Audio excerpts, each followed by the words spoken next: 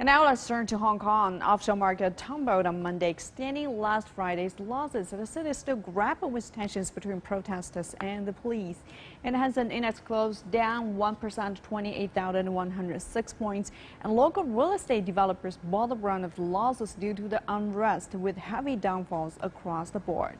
And now Joe Labi joins us live from Hong Kong. So Joe, the market slumped today. Break down the numbers for us. Yeah, particularly ugly day on markets here. The city, as you say, still reeling from what was another night of violent protests right in the heart of town. Interestingly, property developers were the ones who really dragged down the Hang Seng Index today. In fact, they made up more than half of the big bottom movers today. And at one point, the property sub-index was down almost 2.5%. Sun Hung Kai, the city's most valuable developer, it dipped more than 1%, and industrials and financials were also performing pretty poorly today. Investors, they seem to be treading quite carefully in the wake of some weaker factory profits out of the Chinese mainland as well, and of course holding out for any interest rate decision in the United States. Again, likely to be smaller than first hope, and of course couple that with all the fresh trade tensions as well between the US and China, and talks scheduled to start tomorrow. A couple of positives on the market though. Shares of GenScript Biotech, they were up as much as 14%, and that was after a clinical trial breakthrough with a unit of Johnson & Johnson. And Joe, it seems there are plenty of companies on the verge of expulsion from the Hong Kong Stock Exchange. What's going on there?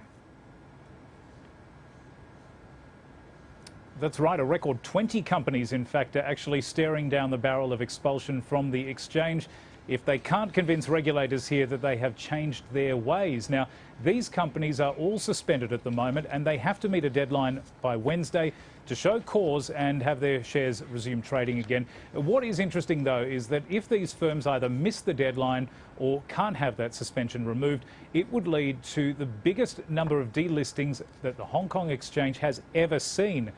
Now, this all has to do with a new rule that came into effect last year in August, essentially expelling companies suspended for at least a year prior if they don't reapply to resume trading. Now, the firms on this week's list might have a pretty tough time. A lot of them have fallen foul of auditors because of dodgy financial statements, cash flow problems or issues with management, so we'll be keeping an eye on those. And Joe, let's turn to corporate front. Tencent has stuck up a fresh deal with one of the world's biggest sports bodies. What do we know about that? That's right, well, pardon the pun, but a slam dunk deal here with Tencent and the NBA. So the two parties have agreed to extend what is already a pretty lucrative agreement by another 5 years. And that means Tencent is going to be the sport's largest partner outside the United States, and that'll go right through to the 2024-25 season. So Tencent services, they include live streaming games, a lot of interactive fan experiences, and that's because the sport is really trying to expand in China. And last season's numbers are pretty promising. Almost 500 million Chinese fans tuning in via this platform, and that is a massive increase on what we've seen in previous years, 3 times in fact on the 2014-15 season.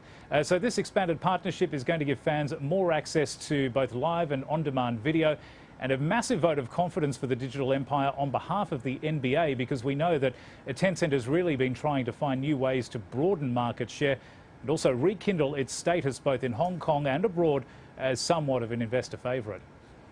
Well, thank you for all this information, Joe Labi, live for us in Hong Kong.